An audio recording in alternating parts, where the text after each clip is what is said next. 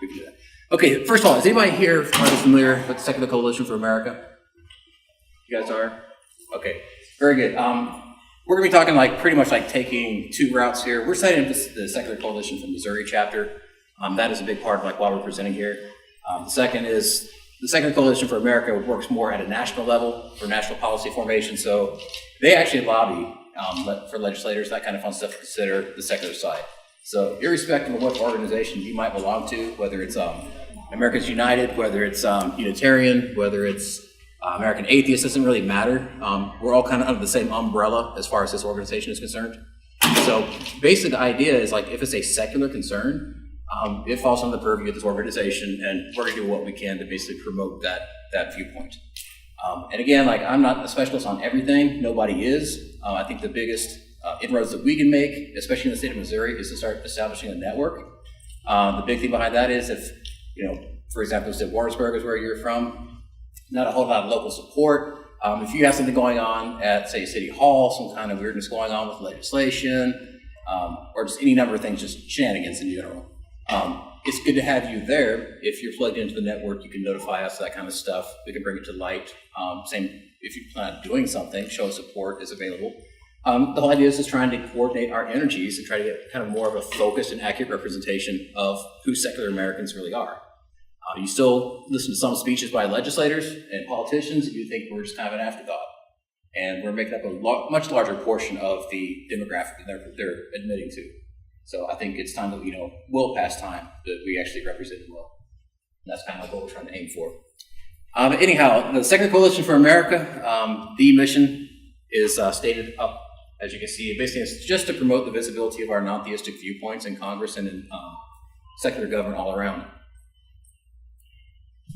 As far as the voting member organizations that are affiliated with the Secular Coalition for America, the top three that are underlined are the founding organizations. So basically, Secular Student Alliance, Atheist Alliance of America, and the Institute for Humanist Studies all were the founding members basically get together and start talking about how can we coordinate our efforts.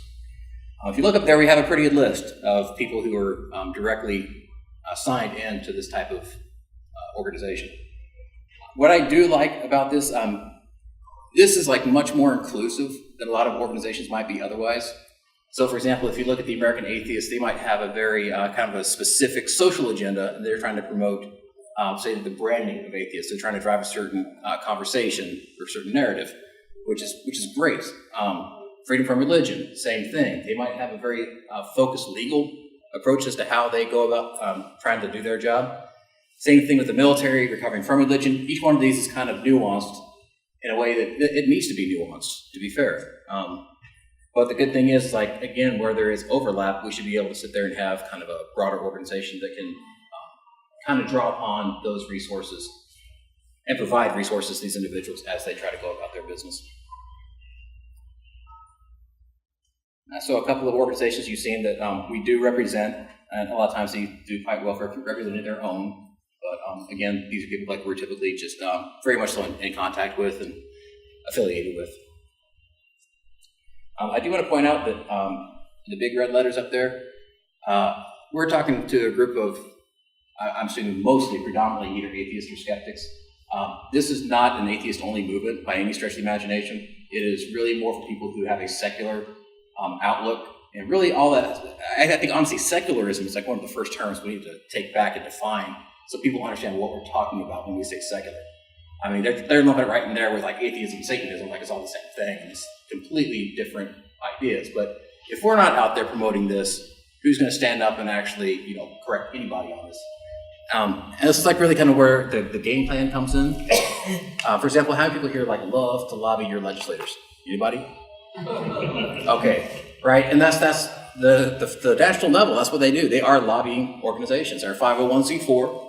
So they can accept donations, but it's not tax exempt, and the reason is they want to retain the right to go out there and lobby directly in politics. And so, that's one of the great inroads. Anybody else that is a 501c3, they're kind of they got that little hush going on where they can't really overextend their authority, and that's kind of where we differentiate on that front. But yeah, exactly. Most of you guys probably would never want to get to talk to your legislators, take time out of your day, let alone have to dress up and just shake their hands or whatever else. Is kind of gross, right? I should have mentioned there's a couple trigger warnings in here, but whatever. But yeah, the idea is like, if we have people, like for example, I have a friend that we affiliate with, and he loves doing that kind of fun stuff. So guess what his job is? So yeah, like we'll do the networking, we'll do the writing, we'll do that kind of fun stuff. Anything lobbying, we kick over to him, and it's good. Same thing. If you guys have issues and bring it to our attention, we build the cases. You have that relationship we build up, and we have our inroads. And like I said, we're local to Jefferson City, so that makes it kind of a convenient 30-minute drive for us to go and talk to the state legislators who want to look at that level. But again, this is not just an atheist movement. There are religious groups that are, whether or not they're implicit in their participation, that do benefit from secular policy. As soon as the government goes in there and tries to start establishing government-friendly regulations, how soon before that gets convoluted into something? It's a power grab at that point in time. People are out there, hey, there's resources, there's money, there's legislation, we can get away with this type of behavior, so on and so forth. People run rampant, all in the name of this kind of loose technical jargon or legal jargon that they throw out there. It does muddy the waters a lot, and if we were just kind of more neutral about how we deal, everybody should have certain rights. It shouldn't be like my personal opinion, RFRA is like the Religious Freedom Restoration Act. The 3 different criteria you have to meet in order to promote that idea is no different than anything else for any other law that you should have to consider. If I'm going to impose a law on somebody and I can't find a less intrusive way to do so, I mean, that's just the natural way you should go about legislation to begin with. It should be completely irrespective of your religious preference. It should just be about your law. We're taking some individual liberties in the interest of providing for some kind of social support in terms of the legislation. And that balance needs to be struck regardless of the actual religious affiliation. Again, that's my opinion, but that's kind of part of the narrative that I feel is important to get out there. But again, we're there to network and amplify basically everybody's individual concerns. So the 2 partner projects that we deal with, if you guys don't know about recent rally that is going on June 4th next year, highly recommend that. I'm pretty sure the bed spaces are all taken up for a good couple of blocks at least. But it should be a hoot. And then the openly secular is a outreach from the Richard Dawkins Foundation. All right, so a couple things the SCA does. Lobbying, as we mentioned, is the primary concern. Once they actually provide or have their, they tap in all that information, the flow of information. Not only do they lobby the congressional representatives, but they can also serve as kind of just an expert opinion. So whenever you have something going to court, even if they're not directly going to people's offices and trying to influence them directly, they can go into public statements and basically present the best cases for our sides of the equation, or just an alternating side. Same thing, they track a lot of the House and Senate bills, so anything that affects the secular community in general or has kind of a religious overtone, they track in their mailing list. And we have a table out here. I strongly recommend you sign up for the action alerts on there or on the website. And all that is if they have a bill that comes up in Congress, they send it out, sit there and say, hey, this is pending, get it through Congressman, do whatever you want to do. How you go about doing that is going to be up to whatever level you're comfortable participating in, but at least staying educated is a big part of that equation. But as far as that, that's the big thing. And again, they support the state chapters in a lot of the same ways. Our idea is they send it down from a federal level, we look at it from a state level, and hopefully reach out to local communities. And there's back and forth. And like I said, right now, the big thing we're trying to establish is a network. So the more people we sign up and the more word-of-mouth references we have, the better off it is, so that if something pops up, and I know, based upon certain areas of the country or the state you're in, it does help me kind of narrow down, who might be a good point of contact to target certain correspondence with. So that, I guess the 3 big things I'm looking at is regional location, what your particular skills are that you might bring to bear, and what topics of interest you really have. And with those 3 things, they're voluntary information for the most part, except for the zip code. With that information, we can definitely narrow it down topic by topic and try to do the best with the network we have. So the action alerts is what we just mentioned. Sign those up. Secular.org is the main page, the URL for this organization. You can navigate where you need to from there. They have the action alert tagged all over the website. Kind of hard to miss it. And again, issues that might affect all of us, health and safety issues. Just to kind of make this a little bit more interactive, does anybody have any accounts on the top of their head they can think of where secular concerns over health and safety might be relevant. Why does religion and health and safety have anything to do with each other? Vaccination's a good one. Yeah. Well, for example, in medical practices where Jehovah's Witnesses won't accept blood transfusions, I mean, that's certainly a health and safety issue. Mm-hmm. I absolutely agree. You guys? No. You have parents refusing to get blood for a child. Yes. Then you need. Exactly. And I mean, the children, that's the big thing. If you want to deny it based on your own belief, that's one thing.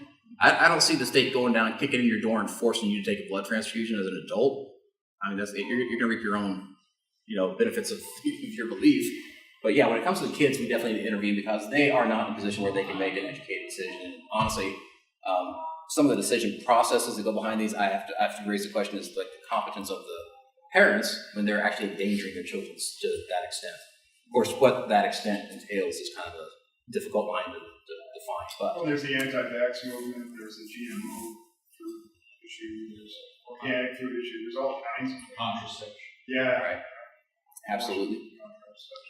Yeah, one of the ones that still kind of sticks with me, childcare. If you are a religiously based childcare service, they don't respect you.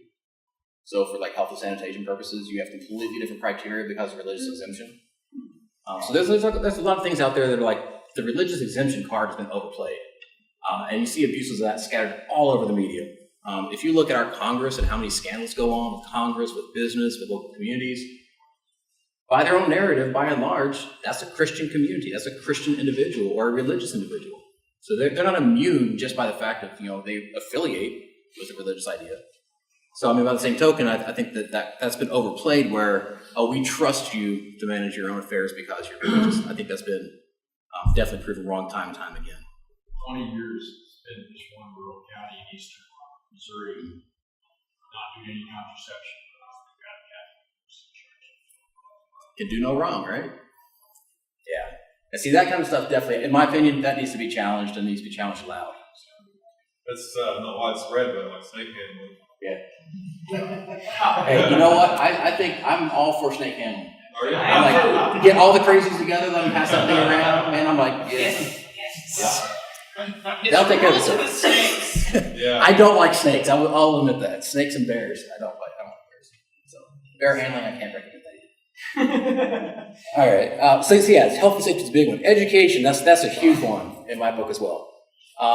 For example, the rewriting of history to include Moses as the founding father of the United States and the democratic principles of the Old Testament, I mean, it's laughable. Yeah. And it's in print, and it's in Texas.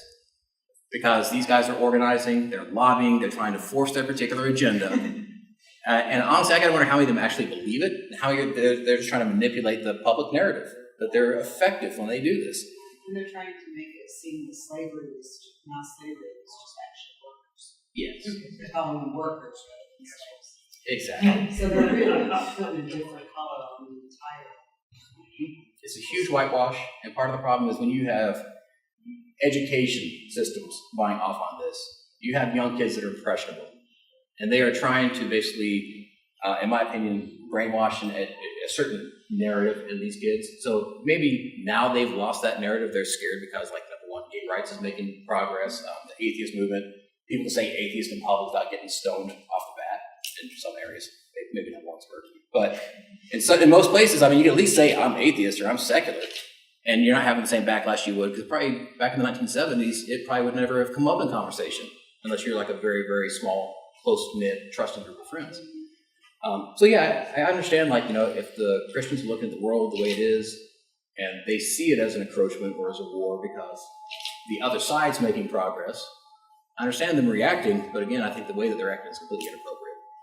And that's, again, one of the things that, I key in on. Same thing with, like, the government, military. Military is a great place to go in there and proselytize, especially for our young officers.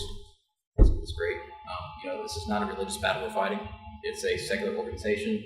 We should be a professional army, professional military, that kind of fun stuff. We should not be out there emotionally invested in any kind of conflict that we're actually engaged in. Yeah, same thing as government tax policy. Again, that's the idea that, religion, they can get certain benefits based upon their affiliation versus other special treatments, that kind of fun stuff. Sometimes it kind of makes sense to have protected classes, but again, that narrative needs to help, balance the equation. Some of the things we briefly mentioned, the rise of the non-religious and religiously unaffiliated, we've grown quite a bit even in like the last 7, 8, 9 years. And honestly, I'm really, really hoping that with the narrative of the Republican Party right now and some of just the nastiness coming out of the Conservative Party, that it just kills off interest altogether.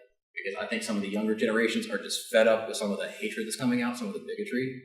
And I think that, this is not to downplay all religion, but as far as the extreme expression of it in the Conservative Party, especially the conservative mindset, I would expect this number to keep rising as that message gets nastier and nastier, or as it becomes less and less inclusive of people. So again, I think as part of the over-response, whether you go back to the school systems, you start teaching a different narrative, and it's hard to shake that off. From a young kid, if you're indoctrinated with something, trying to get all that stuff out of your head, even when you're presented with like maybe the truth, is hard to get out of the habits or out of the behavior. Also hard, like if you leave behind your family and they still hang on to that, and you're just kind of like not really part of that anymore. So it's very difficult, and I think it's kind of underhanded and effective way of manipulating the opinions. Adults in Missouri, this is more Missouri specific, and honestly, we're not that far off the big picture. We're looking at about 20% of citizens are religiously unaffiliated. This really doesn't break it down into like how they're unaffiliated. Is it just, are you associated with a religion, like Islam, Christian, or Catholic, or whatever, just that one attend? Might be from something to like where I'm atheist, or I consider myself a secular humanist. Doesn't really drill down to that level of detail. But the point is, like, we are on the rise, and that's publicly on the rise, which is, I think it might be a good thing. Yes, we're a minority still, but as long as we have like a larger minority, we tend to have more influence, and that's kind of what we're trying to leverage. All right, so a couple of recent federal legislative wins that the FCA enjoyed in Congress. Again, as part of their actions, as part of like the money that hopefully at some point in time, if you're able to donate and support, this is like what their money goes to, is again, full-time lobbying. So in this case, they did help. They're instrumental in like putting a hold on each act. And again, part of this is again more exemptions that were being proposed based upon religious preference. Same thing with the International Religious Freedom Day. That was actually presented to the White House. Part of that narrative was definitely supported by the lobbying that went on, some of the conversations they had behind closed doors and in public. And also, for the first time in history, Obama actually came out and mentioned the word atheist and agnostic directly in his conversation, which is might not seem like a huge deal, but it really kind of is. That public acknowledgement from that level, I think is definitely important. I think it's sad it took this long, but yeah, it's there. And so, I mean, it's progress. We'll take it. Darwin Day bill introduced to the Senate this February, same gig, and also I did want to point out that there was like more lobbying going on that they were talking about with members of Congress. But if you notice the openly humanist state senator, that's another huge one. Because again, humanism, people look at humanism and they think hedonism or just kind of same thing. Oh, you're a humanist, that means you're a Satanist, right? Or you're an atheist, so that means you're a Satanist. Or you're a secularist, so that means you're a Satanist, right? I mean, it just kills me how. So the fact that we're actually making inroads, somebody who actually openly proclaim at least secularism or humanism is good. Atheism, we're still waiting. I think everybody who's ever claimed to be atheist while in public office did so after they retired. I would say like maybe Pete Stark from California was the one. He had been doing this for like 30 years already, so like halfway through his campaign, he's like, yeah, I'm atheist. But yeah, definitely didn't campaign on that point. So, like I said, small steps, and it's good. Some recent state legislative wins. Connecticut, again, it's just like grassroots supports to introduce Darwin Day resolution to the House and Senate. This is huge. I don't know. Is everything about these wins really legislative? I certainly hope not. Hopefully this community actually had some kind of show. They had some kind of conversation. And this is like where we're going to kind of like extend that out there. Every single person in here has an interest. You have a social network. You have some kind of skills or level of participation that you're comfortable with. And that's exactly what we want to exploit. I say that like it's a bad thing. Basically, if you are just comfortable to have the conversation among friends and family, normalizing your positions goes a long ways towards kind of softening the ground. So when some of these narratives come out of legislation or out of the media, it's kind of an inoculation already. They're not shocked by the notion that people might be secularist or shocked that they're atheist or by what that position might mean. So two things happen. Assuming you present yourself well, you're not like burning down the church and, hey, I'm an atheist. That's not the kind of thing we want to promote. But, if you're out there day to day and we normalize this and people realize this is not such a big deal, it does help prevent them. So you have people up here talking about how all the evils of the atheist and secular community are going on. They're like, that doesn't seem right because I know these people and they're not that bad. I mean, that's a major victory in and of itself. So, there's multiple ways to approach this.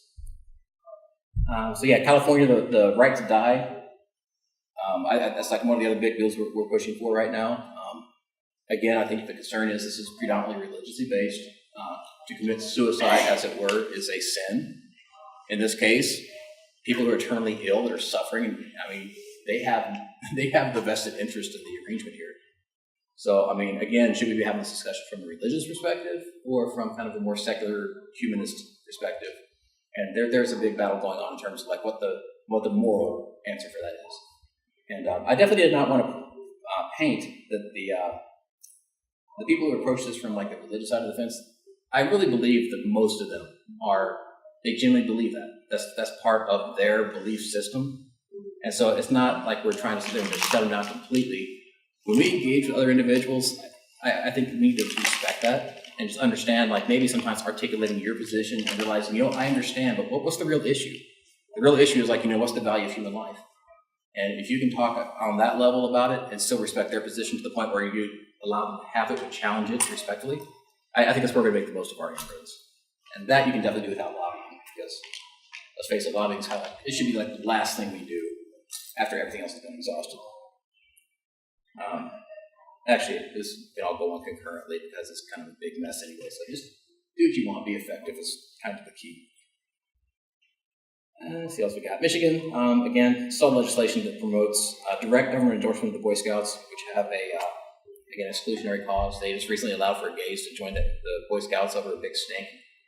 That's a great advancement, but guess what? Atheists still can join. Okay. And just some more letter writing workshops. This is the information for all of our different social media sites. So, for example, Missouri at secularus.org will reach me directly. From there, if you guys have any specific concerns, questions, I'd be more than happy as we build this network and I have people that I know that are local to your area or in your interest or field of specialty. We will provide those links and relationships and try to do what we can to support and provide the message. Same thing with Facebook. We hope to be posting a lot more of our updates on Facebook than the actual website. Website's good for kind of like more permanent things. So if you're going there looking for a lot of change, maybe not so much, but the Facebook is a good place to go for like kind of weekly updates and that kind of thing. As far as like the Coalition for Missouri goes, we got a couple of things we did want to point out briefly. This is going to be covered more in the next session. For those who are interested in attending the next hour, I think it was titled something like How to Lobby Your Senator. We're actually going to be covering more like how to be effectively activist, not so much just lobbying. But these are some bills to kind of keep in mind. But in Missouri, I don't know if you guys are aware of the sessions, if you have a bill that's introduced for one session that does not resolve, once they retire for the season, that bill is basically dead. And so when they create the next session, they have one of two options. They can pick it back up and try to run with it again, or it's a clean slate, session to session. So even if we made progress this year on a certain initiative that we thought, hey, this has like a lot of progress or a lot of potential for it, if they kind of stonewall that enough and get it to expire, we have to go through the same process to reintroduce that bill when the session comes back in. And so that's kind of like one of those things to kind of, when you look at your timing, we're definitely going to be trying to make a strong push for both of these. If we can stall bills that are damaging to our position, definitely we'll try to do that as well. Try to create as much resistance or conversation necessary before it just passes. Or when it first starts, if we would make a strong push. There is kind of the seasonal aspect to this. But the four bills that we have that we're kind of looking at right now, House Bill 131, And if you look at the opposed and the supports, that's kind of the official SCA position. But the House Bill 131 has to do with like requiring written consent of the father before abortion can be performed. And for those who are not following the University of Missouri drama right now, there's a lot going on. Anybody here in Kurt Schaefer's district? No one? That man needs to be stopped. Is all I'm going to say. The man's a menace. But it's kind of the same thing. They're going to win by hook or crook, however they're going to go about getting their point across. University of Missouri is like the only area, by state law, you have to have a certifying agency within a certain range of the Planned Parenthood centers. That was Mizzou. And he went around the back and basically just strong-armed some of the administrators there and told them, I want you to cancel your relationships so they can no longer certify, so they can no longer offer abortions at that clinic now. So yeah, there's like a lot of like, to me, I'm thinking, here you're a state legislator going to like a university administrative office, if you're throwing your weight around, that seems like a little bit of an overstep of your responsibility, but we need people to kind of step in and be able to highlight that narrative. Same thing with House Bill 367. Again, more religious exemptions in this case related to septic systems. I'm not sure exactly. I'm not sure what exemption they're claiming that on. This week? Which one's that? Oh, about the research? Yeah. Yeah, that was actually, I think that was a grad student doing research, proposed research on like the effect of the 72-hour waiting period on abortion. And basically stepping there, he's trying to actually stop research on that. And I'm like, you're not even the academic anything. It's tiny because Mizzou gets state funds. Yeah. That makes it illegal for the investment law. Because that would be using state funds to promote abortions. Isn't that great? So he already knows the outcome of the research is what he's saying. And it's going to support what's on the books already. So yeah, it is sneaky. It is very sneaky. Mm-hmm. It's very little to be proud of. And my thing's like, I look at Schaefer and Hartzler, for example, in our district, and it's like, they're through and through conservative Republicans, and you're not going to change their minds. But the more that we actually articulate our position, it's going to be harder and harder for them to sell. And I mean, honestly, I'm okay with like making small movements, but the movements need to be made. Conversations need to be had. Student Freedom of Association Act, kind of the same gig. This falls along the lines of just privilege, but they're trying to pass bills and that kind of fun stuff to say that it's okay for them to discriminate because they're religious groups and they can discriminate on those grounds. So if you're gay, it's a sin, so they can't affiliate with you. Perfectly fine, right? Maybe not so much on that student group. And same thing like the Missouri Death with Dignity Act. So all these, again, they failed this time around. If you're interested in seeing them pass, again, keep an eye on the next legislative session. Emailing your senators, your representatives, that kind of fun stuff is effective.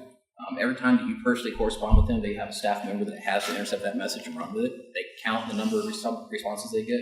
So even though it seems like you're kind of like shouting stuff into a void or a vacuum, these little things, as they amplify, do pick up. And at least if it doesn't sway their opinion, because some people are so set in their opinion, it's going to at least create enough background noise that they have to work against. And I'm okay with that too. So the big things we are looking at as far as the state chapter function, education, outreach, and lobbying are our three big focuses. And again, lobbying, I know, is not popular with most people. You have people who are more than happy to do that on your behalf. Again, but we need to know what your concerns are, what the issues are, what the details are. That's where you come in. So anything you can up-channel to me, I'd very much so appreciate. And the Missouri at secular.org email is, that's an account that I monitored. So even just like notifying me of some of these shenanigans does help. But with the outreach, kind of the same thing, going into the religious communities and trying to kind of normalize the conversation and realize it's like, hey, yes, I'm an openly atheist individual. Does not mean that I have to be sitting there eating your babies. I mean, there's other ways of going about of dealing day to day with these people and building relationships to where it's not quite so traumatic every time we have to interact. And education is another big one too. I think the more that we highlight things like, for example, First Amendment, like where does the right of that individual or the state extend? Where does it end? There's like a lot of misunderstanding. Honestly, I think one of the things that kind of blows my mind the use of the word public, for example, I think gets misused a lot. So, for example, we talk about being able to promote religion in public versus on public property are two different concepts. And I think that gets glossed right over. And I mean, it's, if you keep your ear out for that kind of fun stuff and you hear somebody make even something like that, if you're able to correct them, it helps because at least they're like, oh, so you're not really coming after, our private property. You're not saying I can't pray in public. You're not saying all these things. Like, no, you just can't do it from an official public property perspective. Completely different. I think that does change the narrative a little bit if we can educate individuals. That's what our concerns really are. And again, growing and managing effective partnerships and networks. This would be our first big agenda, trying to get more people connected. Obviously, we get more momentum going quicker. That would be best. And basically sustaining grassroots actions. Again, day-to-day conversations. If you guys are out there just talking, people might say something you find offensive, and obviously you have to challenge everything. But sometimes it's worth kind of just giving a little pushback. Or if they say something and they're kind of expecting everybody just to fall in step with what they just said, be like, that's not really true, or that's not really the given or only perspective. Feel free to challenge that, because as you do that, you're kind of kind of call it watering the ground, kind of saying that you're softening up the turf, if you will. And so the more that we kind of have that kind of saturation, the easier it is for the other aspects of our efforts to really kind of take hold, which is what we're after. But basically, as far as the coalition, this is basically our public launch. Maybe 2 months ago, we actually stood up and have been trying to arrange and get everything set up. And so this seemed like a great time to really push. Please feel free. We have the Model Secular Policy Guides. This is a good outline for things at the national level. We have a sign-up list over here as well. If you visit the Missouri Facebook, please sign up there. And we're going to be ending up writing a link for a contact list. Keep in touch with us, and if you know people, please refer them to us. I said word of mouth is going to be probably our best inroads, especially some of these more off the beaten path areas. So hopefully, Springfield, if we're going to organizations like your Springfield Skeptics or what other groups you might have here, they have a kind of a given membership that definitely does help, because we go to them directly, and if that membership is interested, you have kind of a captive audience.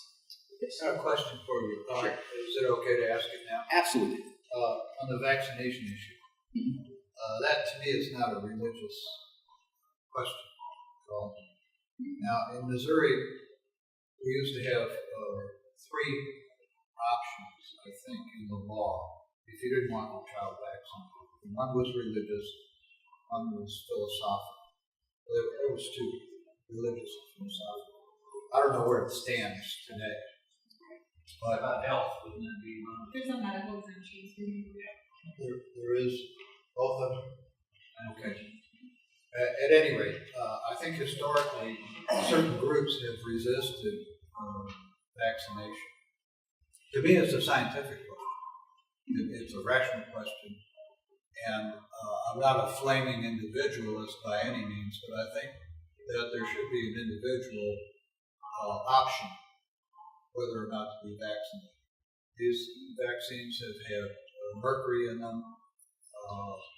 The swine flu producers have been indemnified by the federal government. They can't be sued, or the federal government will back them up financially if somebody gets sick from the vaccine.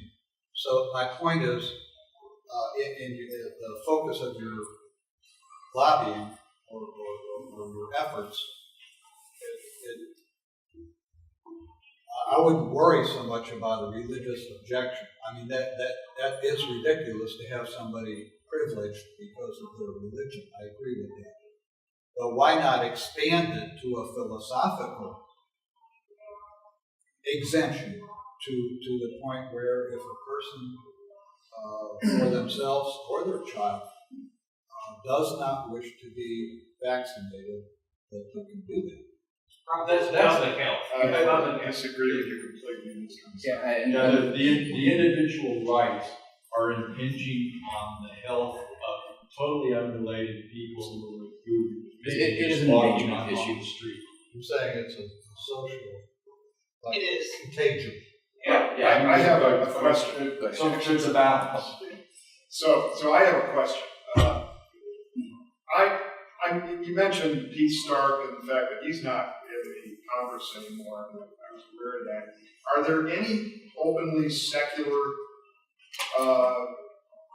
politicians at the federal level right now?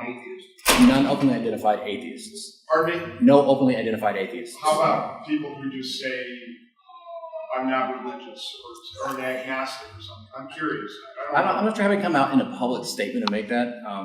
And that's not something they actually track. I not from the reports that I've seen.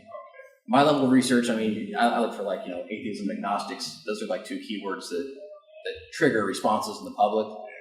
So yeah, there's a political cost for throwing these terms around. But I don't like Bernie Sanders' campaigns on that same Is thing. there one in Arizona? Yes, Cinema Essentially. in Arizona.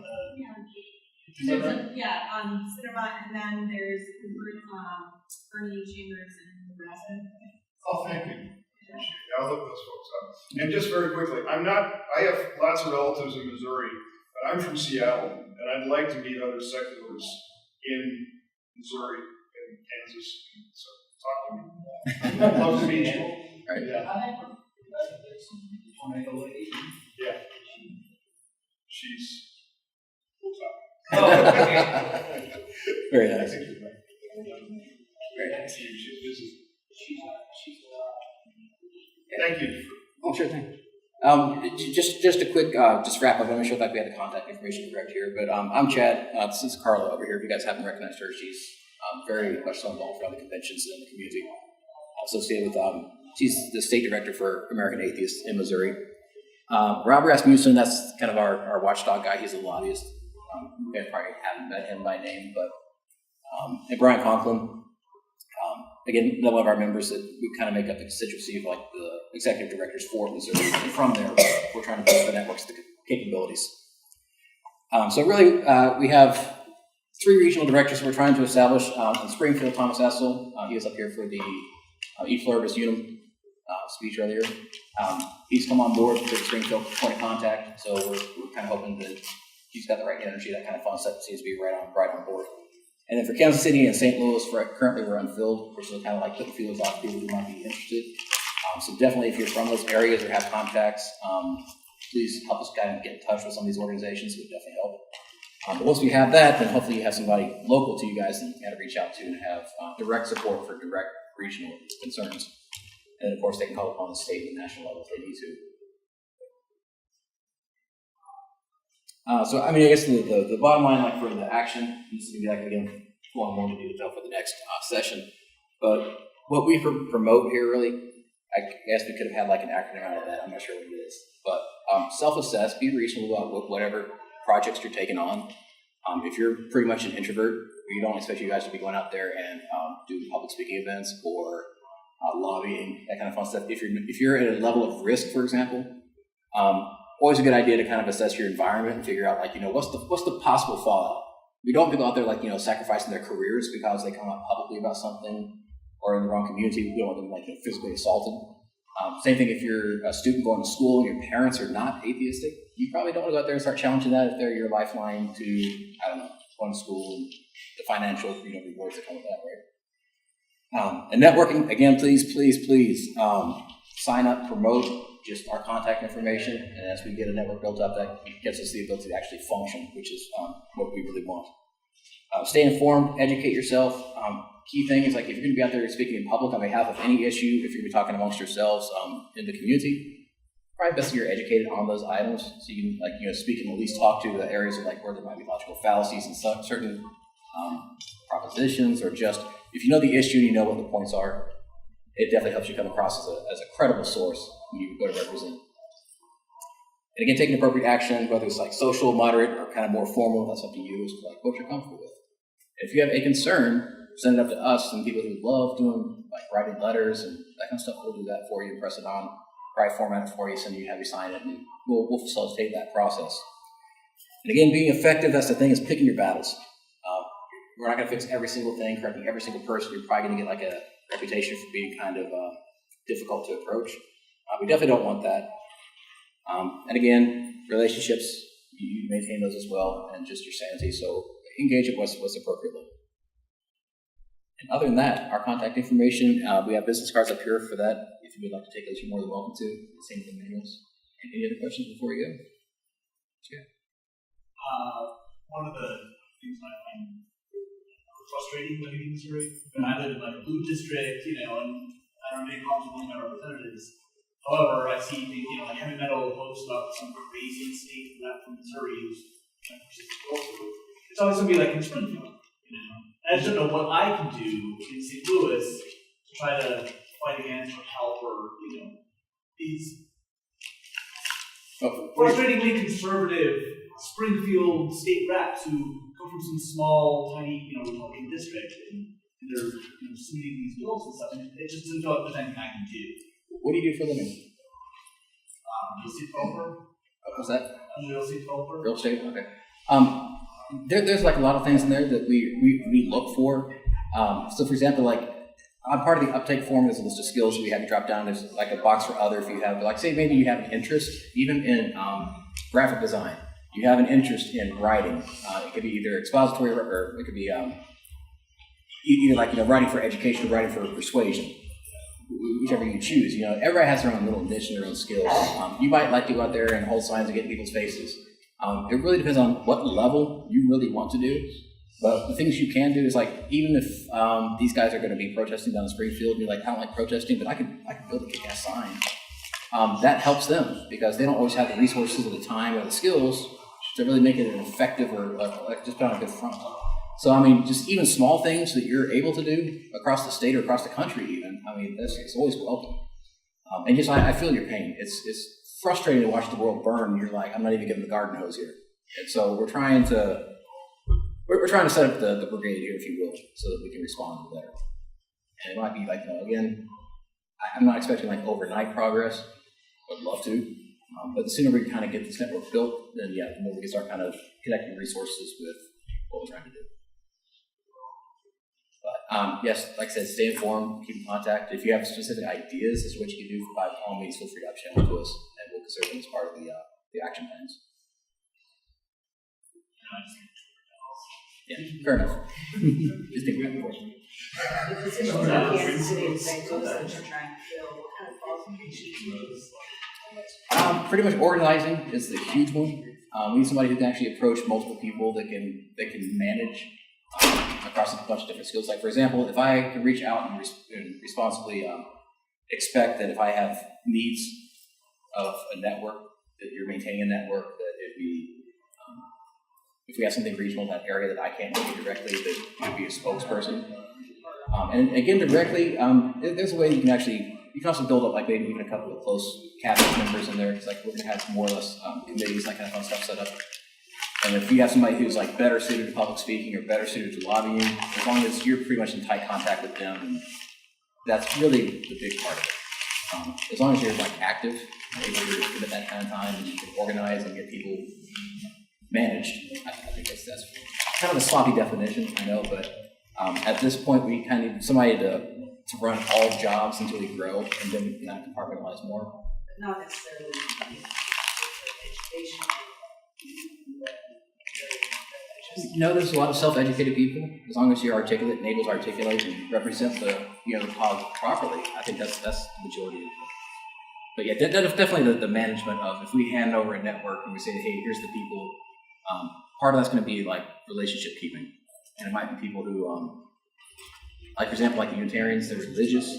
And so we have to be able to teach or reach out across strictly atheists and strictly like our personal comfort zones and start forming alliances with people who are not in direct opposition to us. Don't get me wrong, we're not trying to make friends with everybody. But yeah, it's basically relationship building and networking and organizing. Questions? Anything else? All right. Well, thanks for attending. We appreciate it. And yeah, Bill, guys, contact information up here.